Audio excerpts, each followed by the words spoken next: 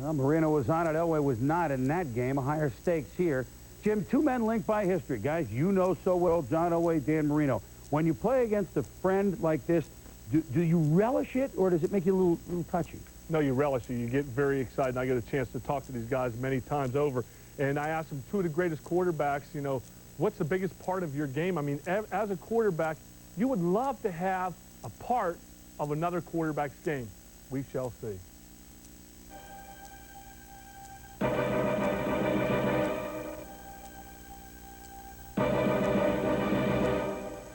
If there's one thing in Dan's game that you would like to have, what would it be if there is one? I think probably be able to get rid of the ball as quick as he does. I don't think anybody gets rid of it as quick as he gets rid of it when he has to, and such a quick release. So, I mean, if I had one thing in his game, that would be that release. If you were to take one part of John's game, what would it be? Well, probably be a few things. I think that, you know, John creates so much on his own. I can't make the runs down the field, or, you know, I can move within the pocket well enough to make throws. But I think that's what John is, you know, has always been, you know, so special at, is creating things on his own and moving down the field, either running it or throwing the ball down the field after, you know, he leaves the pocket. Well, Dan left out the part of John's game that you would like to have, and that's a Super Bowl win. But Dan's riding off and hopefully into the sunset, thinking positive about this particular game. But John wants to ride off in the sunset with a Super Bowl win. This is going to be a tough game for both of them, but especially Dan Marino with all those injuries. Well, if John's going to ride off into the sunset with another Super Bowl ring, it's going to be because his wide receivers performed better than they did on Monday night when they couldn't get separation from the two corners, Sam Madison and Terrell Buckley. Doug Flutie's point was well taken. These are the best hands-on corners in the game. When you start getting down the football field, you start trying to make your break, you're always going to be having them with their hands on you and throwing the timing of the playoff. Today, one of the keys is going to be how the officials referee the game. If they allow a lot of contact by these corners, it could be a long day for Eddie and Rod Smith. I said going into that game that Rod Smith and Ed McCaffrey were not good one-on-one players, and yes, ladies and gentlemen, they heard me, and they were a little upset at that statement. So today, they get an opportunity to prove me wrong. And the Miami game, the last time these two teams faced, they shut down the run. They were able to physically get their hands on, as Tommy mentioned, the receivers. Today, they get an opportunity for redemption. Eric Mose last week, 108 more yards than these three guys, along with Shannon Sharp combined.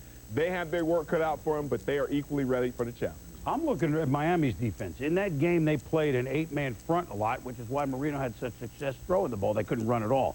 Now, if Denver backs off the 8-man front, will Miami run at all? That's something to watch. See how Denver plays it, 8 in the box or not, when you watch the late game today. These are some of the questions that will be answered in a little more than 4 hours. With more questions, certainly more answers. Back to Denver and Sal Palantonio. Sal. Thanks, Chris. In talking to the Broncos this week, player after player in the locker room said in the Miami game on Monday night, it looked like the Dolphins knew what was coming. Was it Mike Shanahan scaling back the game plan? Well, maybe. In any event, the Broncos say they have a few added new wrinkles, especially when it comes to putting pressure on Dan Marino. We didn't disguise enough. We got out there, we lined up right in our right positions, you know, bump man and free safety, and Marino knows what you got right away. When they put 8 guys up in the box and we the guys back there one-on-one, we were able to do some nice things, but I think this time they'll be more aware of the pass. Their offense knew where we were coming from every time. You know, we'll change things up a little bit. Sort of disguise the blitzes a little bit. Disguise them, not show them that we're coming right away, because I think last game Monday night we had guys up there right at the line of scrimmage, linebackers and secondary guys showing the blitz. The Broncos are relatively healthy. The one probable casualty is Vaughn Hebron, who pulled a hamstring in practice on Wednesday. He's a game-time decision. If he can't go, Derek Lavelle will return kicks. And oh, about that weather. Not bad. Should be mid-40s by game time, Boomer. All right, Sal, as Tommy, veteran Rocky Mountain ear says, that'll seem like mid-50s. Dirty Bird craze sweeping through Atlanta. We'll dance. Tommy's visit with Dan Reeves. How will he hold up to the rigors of the sidelines? People talk about this is a stressful job. Well, how much stress would it be if you couldn't do this job? Let's do it. Everybody, come on. 5, 4, 3, 2, 1, go. We're hyping and playing.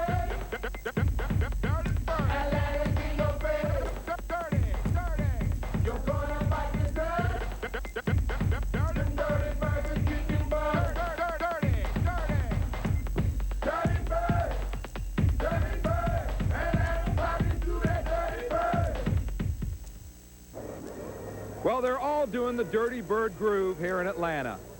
There's no question that the quarterbacks, Steve Young of the 49ers and Chris Chandler of the Falcons, will be major players in the game.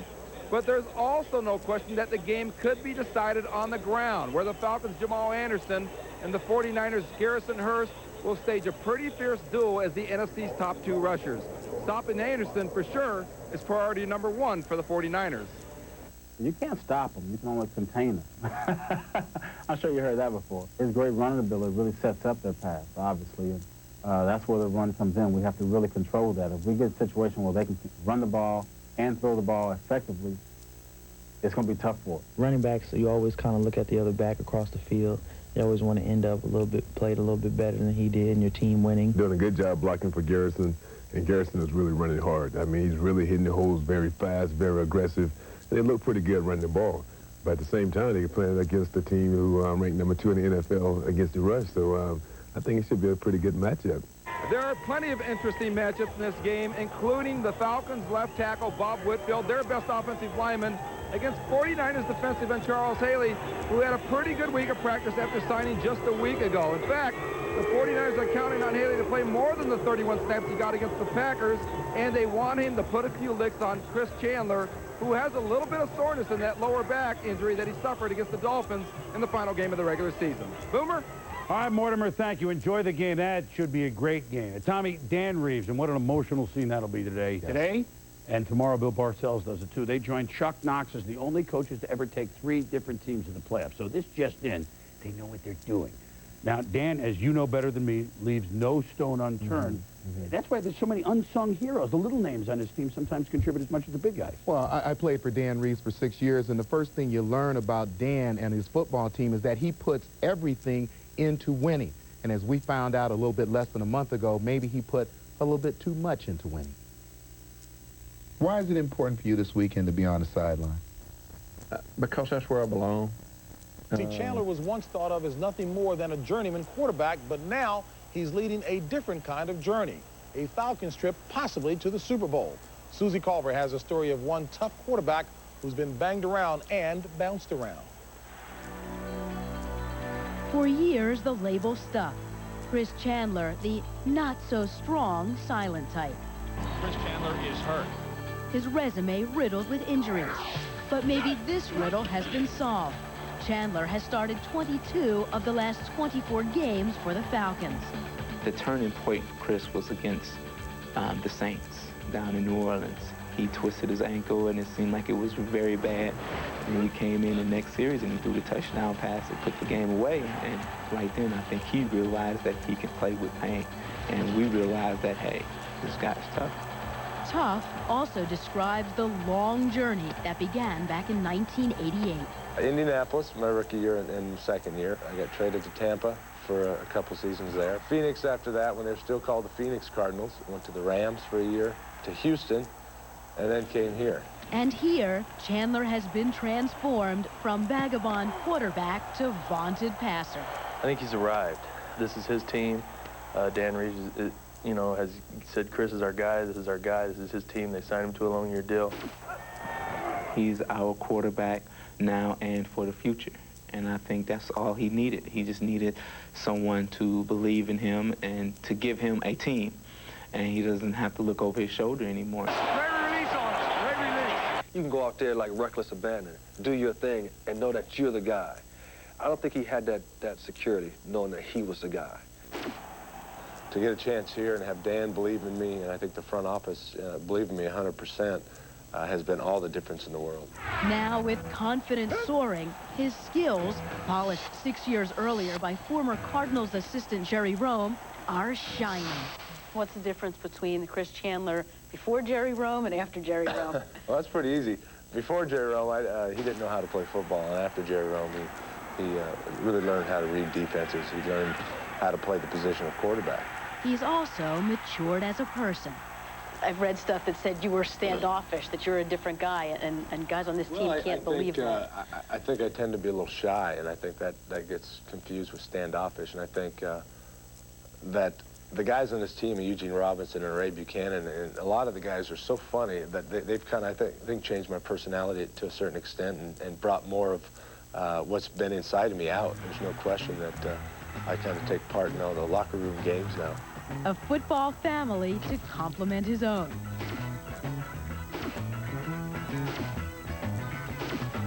Completes the picture of a Pro Bowl quarterback. It's been a long, strange trip, but I can't think of really anything better now than what's going on. And looking back on it, I think I would just like to have it done over the same way. I mean, I think what I've gone through, the ups and downs, have really made me a better person. And he's playing quite well through all those experiences. Hey, your first postseason game, first playoff game against Buffalo, you threw for 220 yards, 2 touchdowns, good game indeed.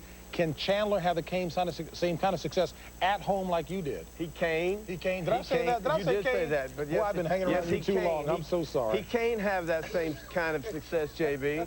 The key here is, number one, don't turn the ball over, which in the victory at home, he did not. He did not. He had 3 sacks. He had 7 sacks in the first game, 10 total sacks. 2 touchdown passes in the first, 1 in the second. He can do this, but the key to this game, Jamal Anderson, control the clock, run the football, don't turn it over. This team has plus 20, Atlanta, and takeaway giveaway. I don't like that kind of stuff out there, just telling you this. Yeah, they get the ball back a lot, and they don't give it up a lot. But he is the key. And another thing, I love the fact that on first down, when the last time they played these two teams, don't forget Mathis down the sideline, first down, boom. They went right for the juggler, got the touchdown, and they put San Francisco away. It's that type of play calling that is going to be necessary today for Atlanta to beat San Francisco, which I expect them to do.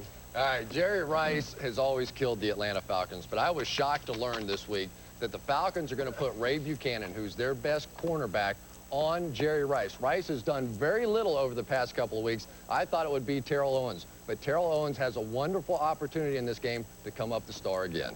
Bradshaw is to us what Rice is to the Falcons. You told me to go as long as I wanted to go, and now you're making fun of me. And now you're making fun of me. You didn't mean it, did you? No, I did. No, you didn't. I did. I was concerned about Chris. No, you with the fifth. All right, come on back because we've got plenty more coming up, and I did not say Kane, including the guy no one expected to come back, San Francisco's Charles Haley. Charles Haley tells us why he ducked out of retirement. Finishing the dream that he had when he started the game is to go out as a winner and go out on his own terms.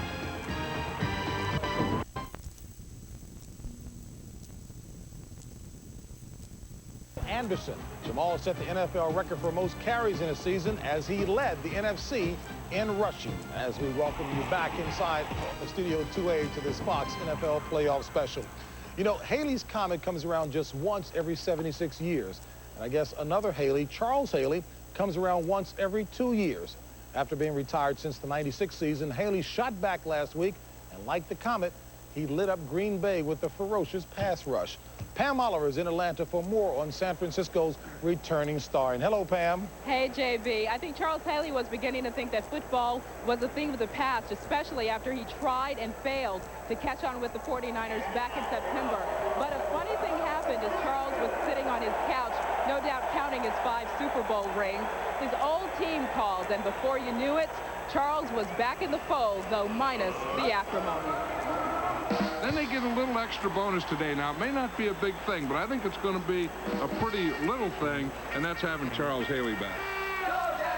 Charles Haley says he's no ordinary person. Against Green Bay Sunday, he proved he's no ordinary player. Resurrected by a team he left on very poor terms, Haley came to play. The Green Bay guys go, you know, why did I pick this game to come back, you know? The first time I saw you Sunday, and you're sort of jogging around, and I couldn't help but chuckle. I was thinking, what in the heck is Charles Haley doing out there?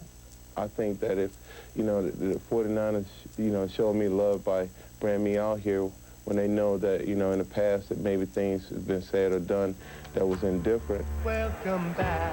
What was it like, Charles, to be in a locker room again? In a way, it was great. It was something that I wanted to do, but the different part was it's just being with a team that you had disassociated yourself with for so long, and then coming back and playing for them, and all the faces are different there, and you know that was a different thing of it. I was going to ask you if you know half the people around here anymore. No, but I'm learning names quickly, man. You know. To the Niners' benefit, Haley quickly recognized the opposing quarterback and remembered the fine art of disrupting the passing game quite nicely. The rest, Haley figures, he'll work out as he goes along.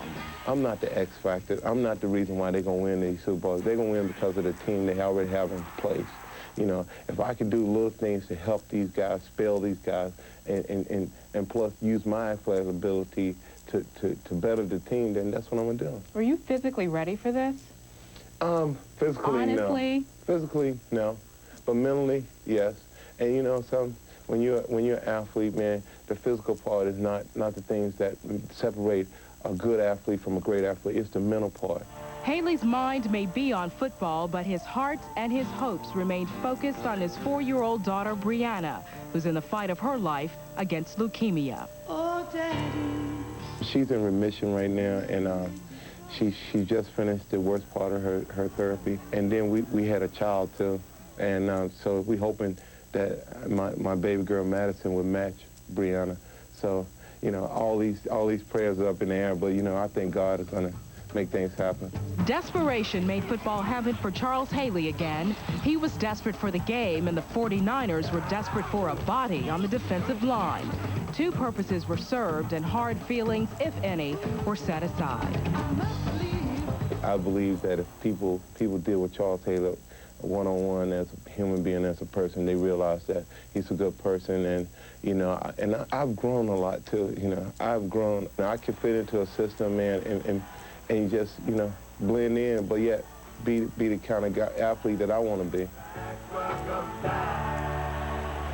And being the kind of athlete that he is, Charles will have an expanded role again today. Remember, against the Packers, he was only supposed to play between 15 to 20 snaps. He wound up playing 31 snaps after practicing just 15 minutes the day before. Today, Charles will play anywhere between 25 and 40 snaps. As for his future with the 49ers, well, Charles says he'd love to play another season, maybe two, but given the 49ers front office situation, Steve Mariucci is non-committal about that beyond the playoffs. He says we'll just have to wait and see about that. But Charles, JB, is very specific. He only wants to play for two teams if he comes back. That is San Francisco and Dallas. Back to you. All right, Pam, thank you very much. Time now for us to come over here to Fox Field and talk about exactly what you were alluding to. Charles Haley, sensational. The guy takes 2 years out of the league. He comes back to play. Howie, you mentioned not unusual for an athlete of his caliber, especially in pass rush situations, but he can be worn out against the run. Exactly how? Well, the thing is, with pass rushing, you can, for example... He does not need the ball. He to rush the quarterback. He do not need the ball. He do not need ball. The thing you can train for is you can train for rushing the quarterback, because when you rush the quarterback, very rarely are you doing this. You're not going face up. When you tack the quarterback and you're trying to get by an offensive lineman, you're tacking corners. So essentially, you're running, okay? But when you're playing the run, okay, and Chris has made the point, what's the big deal? Yeah, I mean, you're a defensive end, and you never run further than like 2 feet.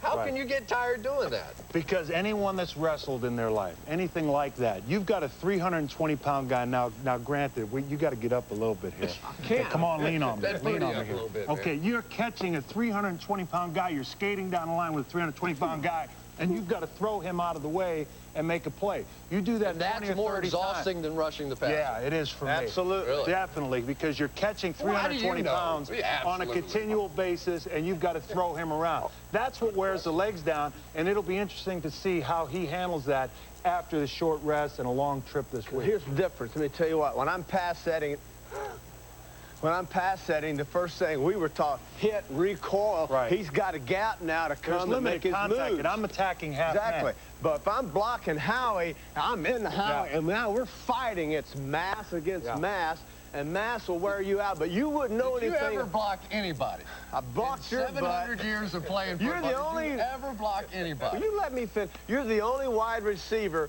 that when I had to pull around and block and saw you, I didn't worry about your legs. I went right at your neck because I knew I'd hit something somewhere. You couldn't have touched me with a shotgun. Knocked your butt with a shotgun, you couldn't. All right, let's get on over here as I take it to say kickoff is moments away, and we'll have some some final thoughts in just a moment. But first, going over his final thoughts before today's game is the greatest wide receiver ever to play the game by the name of Jerry Rice. Back in a smidge. This rubber match, we'll take a look at their defense being introduced at the Georgia Dome. As we come back in now for final thoughts, starting first with Chris. Well, the 49ers feel like that they gave away the game away the last time they played the Atlanta Falcons. So nothing fancy from San Francisco today. As one coach told me, we're just going to line up and let our guys beat their guys. They still think they have the superior football team. It's a war of attrition for that San Francisco defensive line. Charles Haley gave them a great boost last week in their rotation. Nobody sells a run fake better than the Atlanta Falcons right now. I haven't seen a group sell the run better than the Atlanta Falcons since the Jim McNally coached Cincinnati Bengals. Running back, quarterback, and offensive line. They fully sell that run, and that's where the big plays occur. All right, let's talk about one thing. Number one, Dwight, the returner for Atlanta, back, explosive. Special teams, huge play today. The emotion from Atlanta fans gives the edge. Morton Anderson, this thing goes into overtime. I don't care what it goes into. Morton Anderson gets the job done. Special team advantage to Atlanta. 7 sacks on Steve Young. He will not be able to run the football. He'll have to throw it in the early quarter. In that game in Atlanta last time, they were all over Steve Young's face. This game is going to be brutal, but I think it comes down to, you know what? The big guys. Kicking game. Morton Anderson. I don't know. You know what? I don't Take a look at Atlanta as they're being introduced to the home club, and the fans will see you at halftime. Get out of the half. I'm trying to get over that player introduction.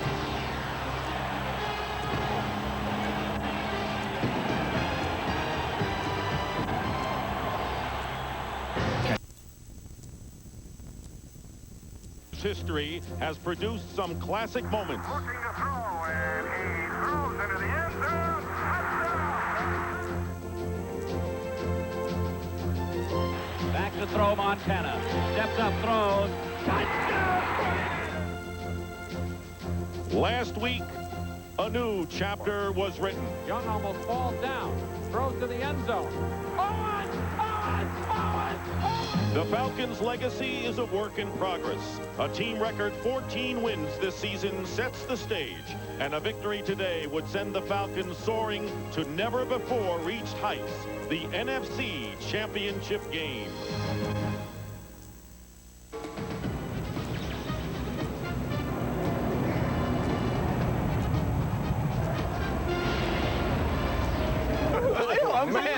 Those things work. Like you had some natural flack too. Hey, what is no it easy? Jason Taylor. No Easy Tim... to fumble with this on. You can definitely give it up if you've got it. Hey man, I need tape on my ankles. The Dolphins would work 15 minutes before each practice, stripping the ball, so it could be crucial today, guys. That sounds like you guys like the Dolphins. No Jason Taylor, no Tim Bowens. They're going to have to be aggressive. They're going to have to make unbelievable plays on the defensive side of the ball. They're going to have to come up with some blitzes. The last time they played them on Monday night, they were aggressive. They're going to have to be even much more so today. Here, you'll see Jerry Wilson. He'll be able to sneak off the corner here. They ran a blitz in the first half where he wasn't unpicked up.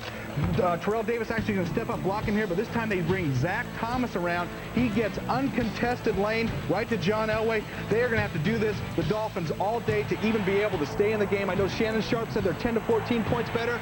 That takes a lot of nerve because I think they're 17 points better. Oh, okay. By the way, I did not pick Miami on that thing. Oh, okay. Well, you guys are sounding. No, we're hearing from our guys, by the way, on a Mile High that it's going to be a game-time decision about that flak jacket, but may I suggest, my friend, that you wear it in here the rest of the weekend, all right? Now, there is a final in today. Look who advances now to the NFC Championship. The Atlanta Falcons hold on, and they beat the 49ers, and back on the sidelines was Dan Reeves. His Atlanta Falcons have won 11 straight at home. Jamal Anderson put them up 14-0. Watch the effort as he reaches for the pylon in the first half. 14-0 Falcons. And it looked like they were on their way to 21-0. Garrison Hurst out with a broken leg on the game's first play. This, a backward pass, looked like a fumble, looked like a Chuck Smith run back for a 21-0 lead. Ruled instead that Kirby was down, and San Francisco went on and scored a touchdown on that drive. They gave the 49ers the football. And you know what? all comes down to possession. Did he have possession when he was being touched on the ground by Smith? It obviously took Atlanta emotionally and physically out of the ballgame. It distracted them. Yeah, they never seem to recover their momentum, but they still hold on for the win, 20-18, and Atlanta is in the NFC Championship game. Let's talk about coaches here for just a moment. Round and round, the NFL coaching carousel continues to spin. 3 slots have been filled, and our colleague George Seifert is going to Carolina. You know that. And Oregon State head coach Mike Riley appointed the new coach of the Chargers, and yesterday Mike Holmgren named the coach and executive vice president of the Seattle Seahawks with a reported 8-year, $32 million deal. Holmgren was the man a number of teams wanted all season long, and earlier today I asked him when Seattle became a possibility. My whole commitment and my whole focus was on getting the Packers to the Super Bowl. Once we lost that game, then on the next morning, Seattle phoned, Philadelphia phoned, as did Baltimore. Then I started to think about it. I really tried to keep my focus on what I had to do with the Packers. And you really did try to diffuse all the talk all season long, but the media just ran wild with it. How much of a distraction do you think now in the end it really was to your Packers team? To my family and to me near the end, yeah, I got a little upset with the fan in the stands, and I think that was a reaction to all the stuff that I was dealing with. But it was not a distraction for the football team. How was your relationship with Ron Wolf at the end there at Green Bay? It was great. That was another rumor that started to circulate, and there was no truth to any of that Ron and I were having a problem. We worked very, very well together. What did you tell Brett Favre when you told him you're taking the Seattle job? You know, I haven't talked to Brett, Jim. I talked to Brett, well, I talked to the team after the game on Monday in our normal checkout meeting. I started to, the stuff I normally say to them, and then I started to get into a little bit about the future, and I think they have a bright future. It's a good football team. Mike Holmgren didn't make them a good football team. I helped a little, but they're going to be good for a long time. So your new owner now, Paul Allen in Seattle, he sends the plane for you, and he convinces you this is the place before you even go and talk about the job with Philadelphia and Baltimore. What did he tell you that convinced you this was the right fit? I needed really 2 things. I wanted the responsibility of my position, and then 2, I wanted to be assured that I had the commitment of ownership and the organization to get this thing done and get to the Super Bowl. With the free agency and all the money that's out there now, what about some of the guys that you might be going after? We here at CBS are concerned about one guy as a possible free agent hire, Mike Lombardi. Well, you know what? Mike is a possibility. I have to have a doctor look at Brent's legs. That's another possibility. He's not a free agent, though, Coach. I tried to sign Marcus once, and he wouldn't come. It was too cold in Green Bay. So, Jim, can you might be there. Playoff fever hits New York as the Jets look to fly into the AFC title game for the first time since '82, while the courageous Cats want to take a bite out of the Big Apple. At home in the Dome, mighty Minnesota meets the Cardiac Cards. Air Cunningham and company look to attack Arizona, while Jake's crafty Cards want to cage the vicious Vikes. Who will complete the NFL's Final Four? NFL Prime Time, coming up next.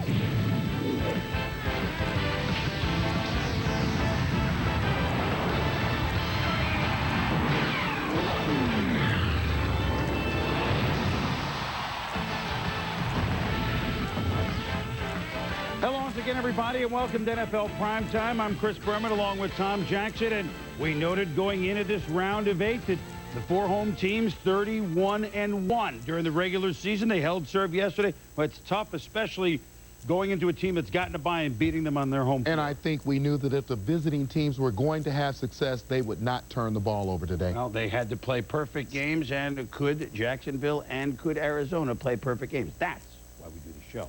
Well, the New York Football Jets had won the AFC East for the first time in their history. Last time they won the division, of course, was the AFL East in 1969. They hosted the Jacksonville Jaguars for the first time ever, the AFC Central champs. It was the professor and the pupil. It was Bill Parcells against Tom Coughlin. Both so successful, Coughlin has a Super Bowl ring courtesy of Parcells being on his staff with the Giants way back in 1990. For the Jets, it was their first home playoff game in 1986. But you know what? Most of those results at the Meadowlands in the playoffs, not too great. So they decided to make everybody happy from the old days. The uniforms that they wore were the same ones that they wore at Shea Stadium when, I think, in '68 they had a little bit of success. Bill Parcells' first playoff game as a New York Jet head coach. Vinny Testaverde on the drive. Screen pass. Curtis, my favorite, Mike. Kevin Mawai, the center, out in front as he's been all year for the block. 17 yards opening play. 4 plays later, third down. Vinny Testaverde to Dave Meggett. Look at that little Meggett go 14 yards for a first down. Next play, Testaverde. Talk about a guy that had a big game. Keyshawn Johnson, post pattern, 7-0 Jets. You take another look at the play. We're going to see the safety, Donovan Darius, right there, going to be spot shadow for us. Watch Kyle Brady, the tight end, going to cut in front of him. And you see Keyshawn Johnson going to sneak in when he settles in that area at the 5-yard line. Keyshawn at the goal line. John Hall with a long field goal makes it 10-0 Jets. Mark Brunell, second quarter, early on, back to pass for Jimmy Smith. Underthrown and picked off by Otis, my man Smith. So the Jets take over, and on this possession, a wild play. Hand off to Curtis Martin. It's a fumble. Chris Hudson picks it up, but then thinks he's going swimming in the Hudson. A lateral forward on the ground, and Keyshawn Johnson is Johnny on the spot. So the Jets recover the fumble after Jacksonville recovered their fumble. Play speaks for itself. Chris Hudson has to understand how valuable the ball is in a playoff situation on the road, cannot afford to give it back, and great hustle by Keyshawn Johnson to get down the field and retrieve the football. So then what would happen is, to the chagrin of Tom Coughlin, the Jets have about, I guess, a 140-yard drive, Tom, about 70 before the first fumble. Then my favorite, Mott, hop, spins 9 yards. Same drive, 1st and 10. Vinny to Keyshawn Johnson. Boom! Takes a licking, but keeps on ticking. Donovan Darius makes the stick after a 17-yard pickup. This is too deep zone. The corner doesn't get a hit at Keyshawn. You see him focus on depth. Divine, the safety, knows he's going to take a hit. Great job of cradling the ball and keeping his feet in. 3rd and 8, 3 plays later. It's the reverse. Mawai in front. 68. Touchdown. Or no. Yes. Keyshawn. Running touchdown. Dave Thomas with the hit too late. It's 17-0 Jets. So they're going to go in the locker room 17-0, except 6 seconds to go in his own 48, Mark Brunell, just before half. What a beautiful bomb to Jimmy Smith, who gets behind Otis Smith. Touchdown, Jags, 17-7. Easy route by Jimmy Smith. He just outruns Otis Smith to the end zone. Jerome Henderson a little late coming over, and what a throw from Mark Brunell. So how about this? They get 113 yards of offense in the whole half, but 52 come on that one play. And Bill Parcells and the Natalie-clad Bill Belichick not too happy with the last play of the half. Ray Mickens on the sideline, so the Jets, with their DBs a little banged up. Brunell to Keenan McCardell, and this is underthrown to Corwin Brown. Picks it off with a pretty return all the way down to the 40-yard line. Second pick against Brunell. Jets go to work. Testaverde, the screen to Martin. Look at 70, Matt O'Dwyer. Crunching block. Martin, scissors between defenders for 16 yards. Vinny, the floater to Keyshawn. It's a no, he's down at the 1-yard line. That's the same goal line they gave Vinny the touchdown. Keyshawn wants the touch. It was a good call.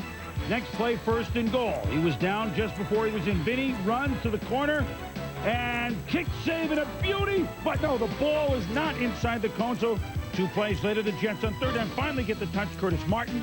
He's my favorite, Martin. 24-7 Jets. Jets are close to blowing it out. But then a fake pass by Reggie Barlow on the kickoff, and it fooled the Jets. Only the hustle by 42 Marcus Coleman prevents a touchdown by Barlow, but he's all the way down to the 4. First 3 plays fail, and Tom Coughlin doesn't kick the field goal to make it 24-10. He's going to go for it. Belichick calling the defensive signals. Brunell on 4th down, a touchdown to Keenan McCardell. 24-14. Next possession, Jets. Vinny to Kyle Brady. Boom! Nailed by Donovan Darius again. He holds on, smelling salt. Put me back in, coach. 2 plays later. Martin. Keith Byers providing the block. 31-14 Jets. 2 TDs for Martin. Again, the Jets close to blowing out the Jags. But the gutty Jags running behind Tony Baselli get 29 yards for Fred Taylor. Running left the majority of the time today behind their all-pro tackle Baselli. 3rd and 15. Brunell. Touchdown to Jimmy Smith. 19 yards. It's a 31-21 game. The Jags are hanging in. Next possession, Testaverde to Wayne Corbett. He tries for extra yards, and it's a fumble. Kevin Hardy with the hit, and the Jags have the ball, Tom. Great job by Kevin Hardy. He misses the first time on Corbett right there. He comes back up off the ground, makes a play, knocks the ball out. Jags recover. That would lead to a field goal, make it 31-24. Now the Jets are trying to put it away under 3 minutes to go. It's reverse to Keyshawn Johnson. Mawai out front. Johnson, the only mistake he makes is going out of bounds. He knew it right away, but it's a key 18-yard pickup. 2.5 to go. Vinny, this is a throw he wants back. Donovan Darius with the pick, but then Donovan Darius from Syracuse comes out to the 1-foot line rather than the touchback. The one bad throw by Vinny today, throwing off his back foot as he was getting hit. And then Donovan Darius, again, you have to understand the situation your team's in, brings it out to just the half-yard line. So the Jags out 4th and 3 from inside their own 10. Brunell almost sacked for a safety. 4th down magic, not good this time. McCardell threw his hands. The Jets take over on downs. And with under a minute to go, I mean, they're just leading by 7. They get the field goal from John Hall. And a big cheer you hear from the upper deck. The Jets were up by 10, 34-24. Brunell, last gasp.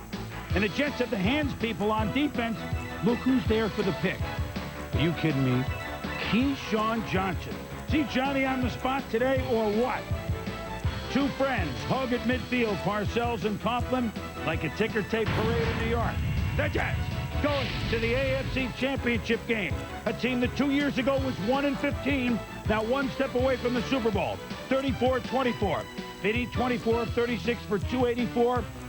Keyshawn, 9 for 121. Touchdown catch, touchdown run, fumble recovery, interception, and Curtis Martin running and catching 182 yards. The numbers all Jets, but Bill Parcells knows that a win was a win, but, well, let him tell you. It wasn't aesthetically perfect in a lot of areas, but that's a good win for this franchise, I'll tell you. So make no mistake about it. This team just didn't show up here in Jacksonville. This is not a first time for them. This is the 4th. We made some foolish plays and some foolish throws, some foolish decisions out there, and you know, that's unfortunately that's the game. You're going to make those mistakes, but you've got to be able to bounce back. From 1-15 to I guess 13-4, whatever the case is right now, is amazing. I mean, it's unbelievable. I don't think, you know, in sports you just don't have turnarounds like that. This is our Super Bowl coming up. We're not worried about the Super Bowl. We're worried about the Denver Broncos. I mean, they're a great team. We're going to have to come. We're not going to be able to make the mistakes that we made today and beat the Denver Broncos. 429 yards of offense for the New York Jets. So offensively, Tommy, there was no question the Jets pretty much had it their way. The skill personnel had an outstanding day, beginning with Keyshawn Johnson, who did a little bit of everything today in terms of receiving, running the reverse a couple of times, one for a touchdown, one for a big first down. Curtis Martin, 36 carries for over 120 yards, translated into time of possession, 39-21 in favor of the Jets. And that's most important for Bill Parcells.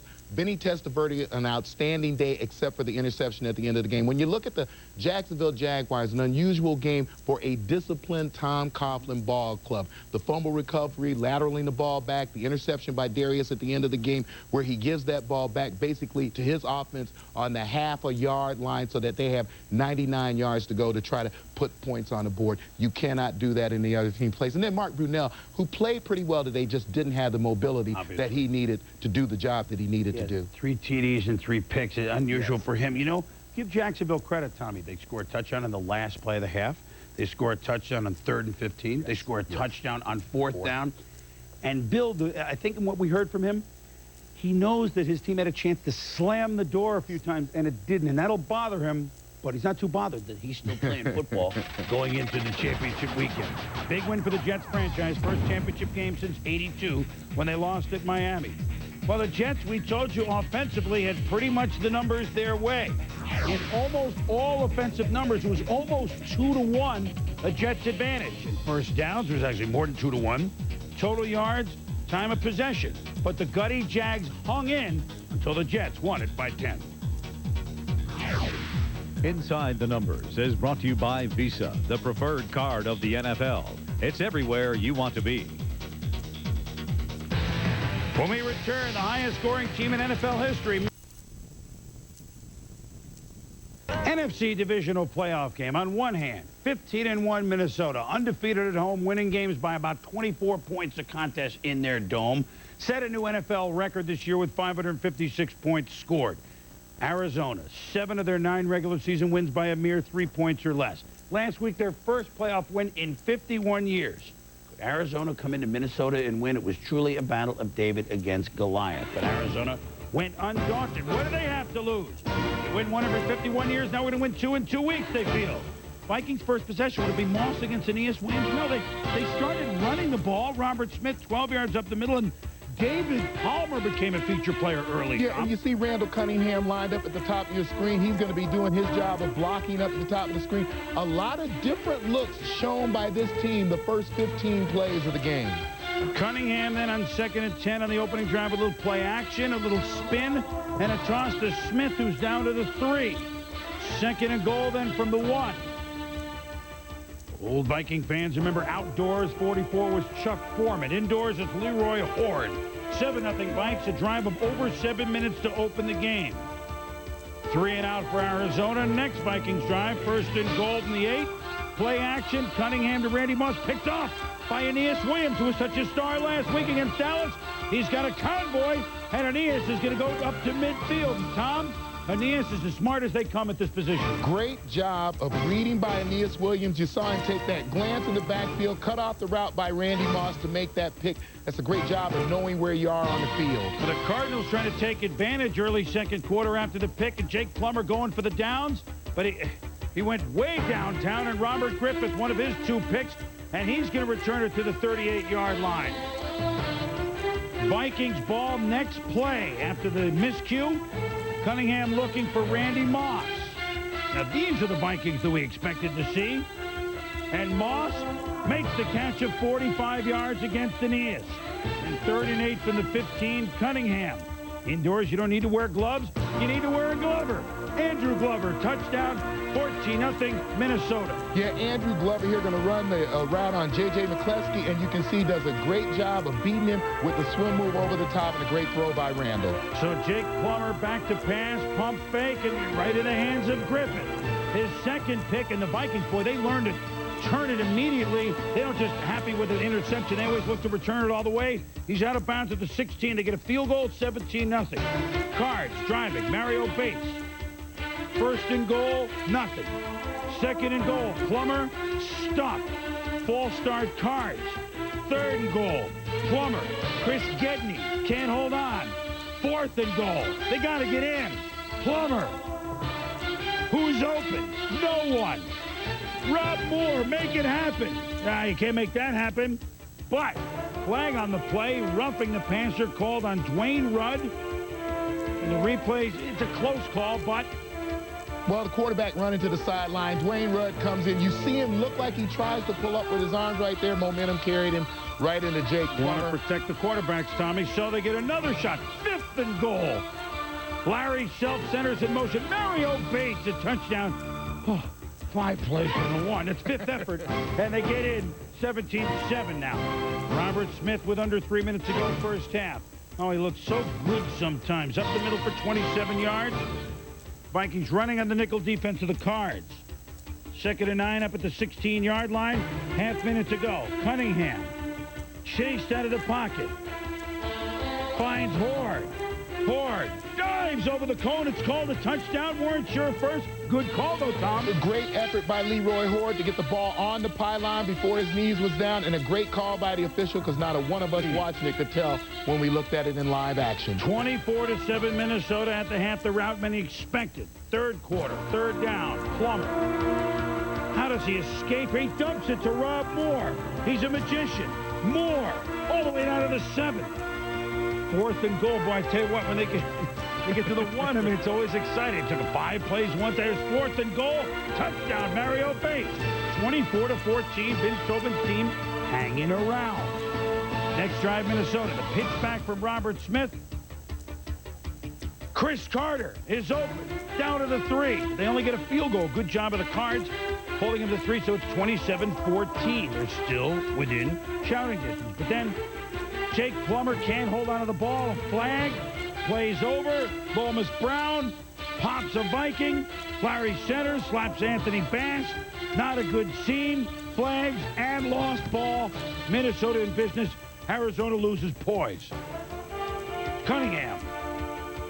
Later in the drive. Rolling. Firing. Touchdown, Randy Moss. Take this picture. You got it. Another shot. Third shot. Fourth shot. Focus play. You got it. 34-14. Read your morning paper. The score 34-21. Horde, his third touchdown of the game. Vikings lead it 41-21.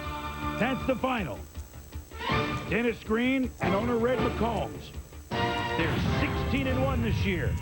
As the Vikings didn't score many expected, but not the tempo many expected. Vikings win it 41-21. Leroy Horde with 3 touchdowns in the game to offset 3 yards running, but 3 touchdowns for Mario Bates. Vince Tobin says afterwards, you know what, Minnesota? They're good. Minnesota's got an excellent football team on all sides of the ball. They're very strong on offense, very strong on defense, and they got a great kicking game. And we didn't play as well as we would have hoped to play. We wanted them to defend all aspects of the field. We used Palmer, we used Leroy Horde, we used Robert Smith. And I think of the combination of all the things, we added a few new wrinkles that they hadn't seen during the regular season. And that's what you have to do in the playoffs. You have to do what you did well to get you there, and you got to add a few things. It gives Atlanta a few more things they have to think about next week.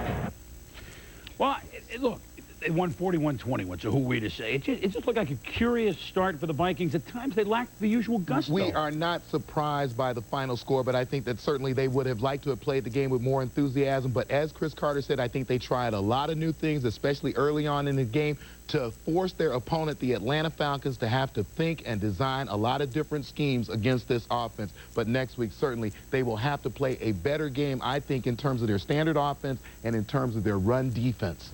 Well, Minnesota will host the first Dome Championship game ever next week, ever. As we go inside the numbers, something we can tell you about next week. The 4 teams, the Vikings, Falcons, Broncos, and Jets, since they started the Super Bowl in the 60s, never have the 4 teams playing in the championship games have had a record as good as these 4, 55-9. Should be a great weekend.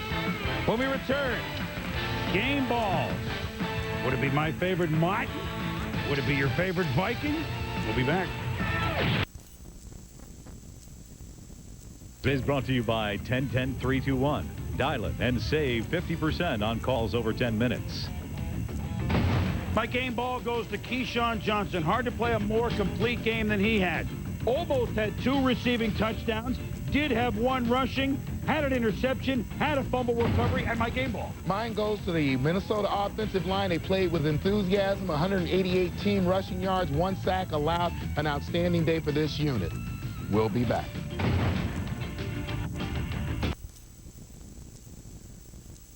Game on Sunday, the Vikes, first championship game hosting since outdoors at the Met in '76 when they played the Los Angeles Rams.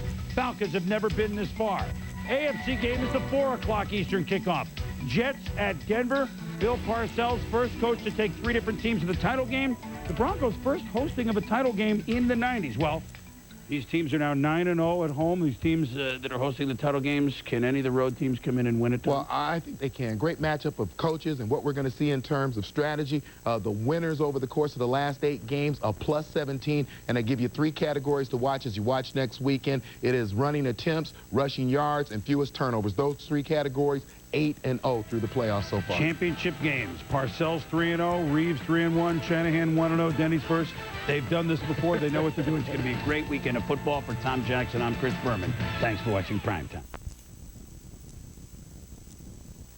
It's a great football game. I'm glad I saw it. Late in the 4th quarter, you chose not to go for a field goal. Did that one get you? Like we had to tie it in. They're such an explosive offensive football team. Yeah, hindsight, I look back, I wish I'd taken the field goal, but I also wish, I thought there was a penalty there on 4th down because I thought he got held, but it wasn't called, and, you know, the Lord smiled on us. All right, Coach. Thanks a lot. Let's go back to Pat and John. All right, here's the field goal again, Morton Anderson. Wins it for Atlanta. And Dan Reeves will be back with a post-game show in a moment.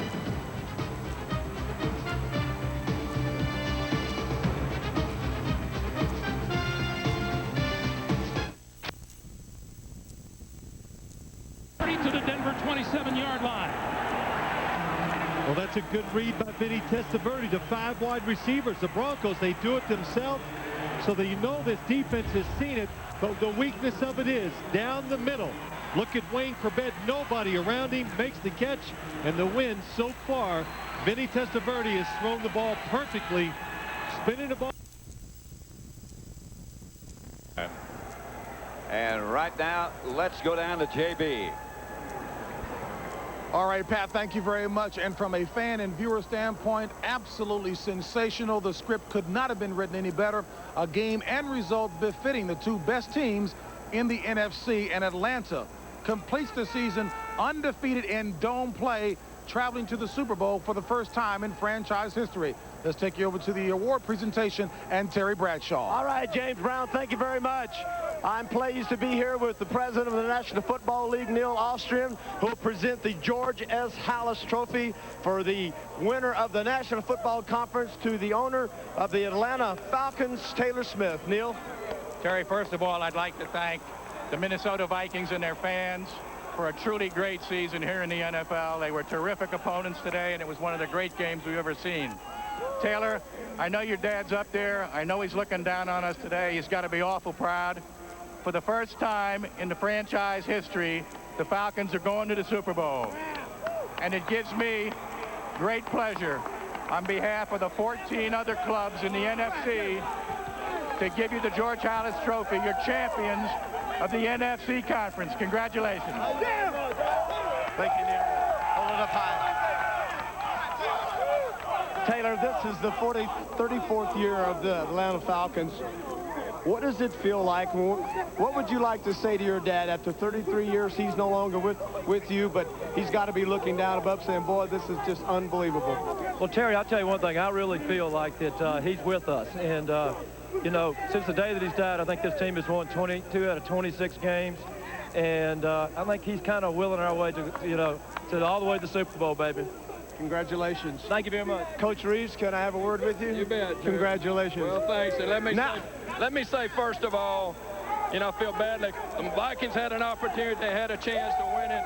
You know, and the Lord shined on us. And I just thank the Lord that he allowed me after 5 weeks of getting an open heart surgery to be here to see this football game. But, you know, I've been on both sides of it. And Denny and them have had a great year, and they had a chance to put us away. And guy hadn't missed a field goal all year. All of a sudden, a little wide. So you got to feel fortunate. Is your heart doctor with you today? Well, if I can handle this, I can handle anything. Probably the most difficult thing now is I got to do the Dirty Bird downtown Atlanta somewhere. Let me ask you something. 3 times. It ain't pretty me doing the Dirty Bird. Well, we're going to get you to do the Dirty Bird in a minute, but 3 times in the AFC, you go to the Super Bowl and you lose. Now you're with the NFC, and now a chance to go back and finally perhaps get that Super Bowl trophy, and perhaps against the Denver Broncos. Well, you know, we're there. So whoever shows up, we got to be ready to play and take care of what we can do. Coach, how about give us a little idea of what the Dirty Bird looks like. No, I'd like Coach Reeves. You can show me. Okay, show you how, the Dirty Bird. 17 years, baby, wait for it. Congratulations, Dan. Thanks, Terry. I appreciate it. Thank you. All right, now. Yeah, man. Did you ever believe that your football team could come back from 10 points down in the fourth quarter with 9 minutes remaining, and then you would have to be the one to kick the winning field goal? What? Take us through that. We're going to play it back. Tell us exactly what was happening going through your mind. They took all the time out, and I just hit it pure, right down the pipe. I mean, right down the pipe. No doubt about that thing. I mean, it's just what I've done a lot. I've visualized that thing, and after 17 years, we're going to the Super Bowl. Okay. It's unbelievable. All right, now, you're from Denmark. Say to your fans in Danish, see you in Miami for the Super Bowl. He's easy, Miami! NFC! Congratulations. Chris, come here. You have to be the comeback kid of the National Football League. Down and out, down and out. 6 different football teams. And yet, finally, Chris, the light is shining on you. You're taking the Atlanta Falcons. The way this game went, it was a hard-fought game. You know, the Vikings are as good as any team in the league, and to come in here and beat them the way we did makes it really special. And for myself, it's no more special than anybody else in this football team. Chris, what kept this team together? 10 points down, and it looked like you were having trouble controlling the football. But finally, 10 points down, you started hitting Santiago with the passes.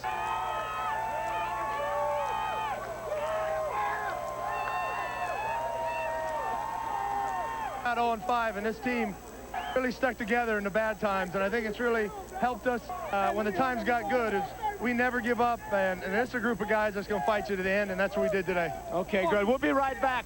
We'll be right back with more from the Metrodome in Minnesota right after this.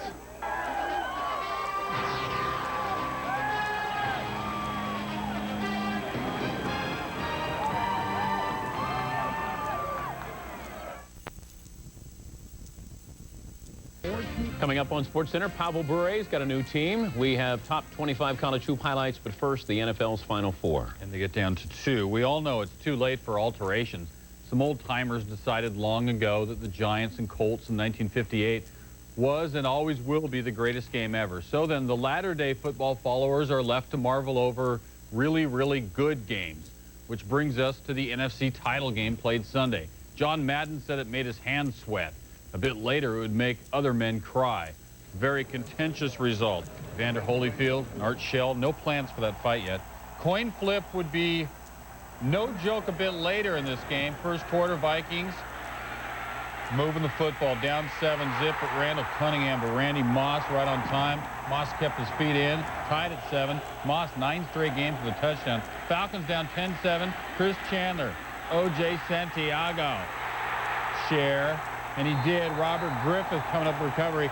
Vikings get the ball right back. 6 plays later, 3rd and goal from the 1, and Randall, just like his big brother Sam, over the top. Randall's wife, Felicity, would have to restrain the cheers shortly thereafter. Near the end of the half, Randall and Chuck Smith kind of work a variation of the statue. Good swat by Smith. Falcons come up with the football. Next play for the Falcons, less than a minute left in the half. Chandler right on line to Terrence Mathis, 14 yards and in. Huge break for Atlanta after giving the ball up and getting behind. It looked like a blowout was on, but no longer was. Now end of the half. Randall on the run. Launches it for Randy Moss. This time he doesn't come up with the big play in the crowd. And in fact, didn't come up with much after that. Just 1 catch for 4 yards in the second half. There was complaint of some kind of possible stomach trouble, maybe some kind of muscle tear. 3rd quarter, Falcons down 20-14. Borrowing a play from Minnesota. Chandler out at receiver. Tim Dwight's running. Looked like Orlando Thomas tried to tear his head off for use at a circus freak show. No call, though. Thomas definitely had the fingers in the helmet. No penalty. 20-17 after field goal. Now Cunningham. Matthew Hatchett. Good throw on the post. Vikings are now up 10 again. 13:41 to go. John Randall thinks he's going to Miami. Falcons get the ball back. 3rd and 9. Chandler under pressure. Launches it. Tony Martin hesitated. Then he flew to beat Jimmy Hitchcock inside the 10. Chandler looking for Mathis. The ball was on time. The catch wasn't. And then Chandler threatens not to be his friend. Falcons get a field goal. 27-20. Vikings trying to run out the clock. Trouble on the exchange. And they lose the football. Falcons. Big opportunity in Vikings territory. Can't move the ball. Passing up the field goal. It's 4th and 4. Chandler back for Mathis. Corey Fuller, a big play coming in. Knocks that mess away. Falcons have to turn it over on downs, and time is running out. Vikings try to finish it. Gary Anderson hadn't missed a kick since December of '97. Newbie. It's going left. Just missed. Got a big rush from screen right. Seemed to kind of hop and pull it left. Missed that thing. Falcons still in it. $1:54 to go. Chandler steps up. Nice throw to Ronnie Harris. 29 yards. 4 plays later, Chandler's kind of beat up at this point, limping around, but hanging in, playing well. Looking for Mathis in the end zone. It's tipped. Vikings had a chance. Robert Griffith couldn't hang on. 57 seconds later. 57 seconds left, rather. Chandler flushed out. Zips that pass. And they make tough kids in Everett, Washington. Chandler fighting off the rush, zipping that pass to Mathis. Mathis does a great job to stay in the end zone. The Vikings, one more chance. 37 seconds left, a tie game. Cunningham gets pressure and launches for Moss. Moss started going to the corner at first, cuts back to try to get the ball and can't. And then the Vikings decide to take their chances on a coin flip. Head to overtime. Neal on the ball. An exchange of punts now in the overtime. 8